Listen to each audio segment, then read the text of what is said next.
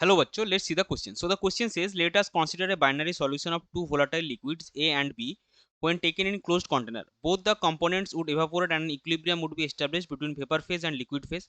Let the total vapor pressure at this stage be P total, and PA and PB are partial pressures of A and B.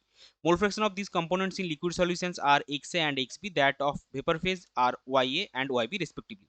And P naught A and P naught B are vapor pressure of pure A and pure B. तो देखिए यहाँ पे हमारे पास column 1, column 2 और column 3 है। यहाँ पे column 1 में भी 4 स्टेटमेंट गिवन है कि वो है सॉल्यूशन का नेचर, सॉल्यूशन आपका आइडियल होगा या फिर non ideal solution with positive deviation होगा या फिर non ideal solution with negative deviation होगा या फिर चौथे में आपका इमिसिबल लिक्विड है। कॉलम 2 में डिफरेंट कंडीशन दिया है। पहला है PT is equal to P not A X A plus P not B X B. दूसरा क्या है आपका जो इंटरेक्शन है राउल्स लॉ के regarding A interaction and B interaction are not is equal to A B interaction. C में क्या है फ्रॉम फॉर्म एजियोट्रोपिक मिक्सचर, और डी में आपका है solution having vapours of fixed composition. और कॉलम 3 में पी में आपका एक ग्राफ है जो कि है राउल्स लॉ से नेगेटिव डेविएशन शो करता है। क्यू में है PT is equal to P not A plus P not B, और आर में आपका है delta is surrounding is equal to positive, और एस में आपका वेपर प्रेशर का ही एक ग्राफ दिया हुआ है।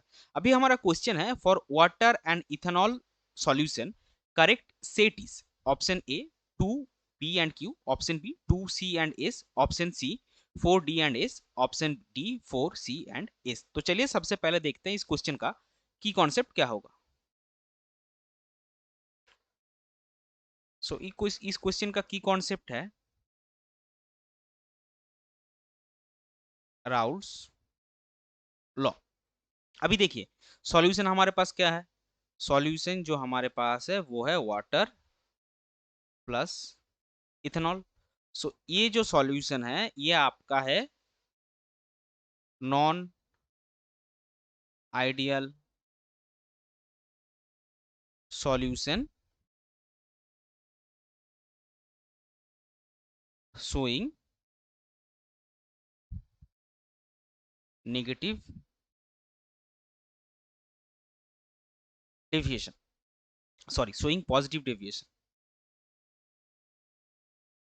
सो इसका मतलब ये क्या होगा, कॉलम 1 का आपका 2 आएगा पॉजिटिव डेविएशन, और वाटर और इथेनॉल जो है forms a minimum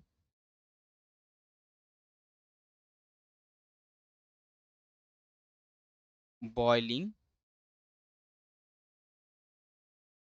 एजियोट्रोपिक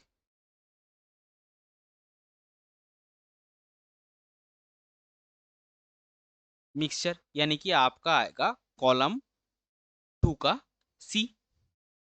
so column 2 का सी, और lastly the vapour pressure curve will be similar to that given in S। So आपका करेक्ट सेट क्या आएगा, आपका करेक्ट सेट आएगा 2C और S।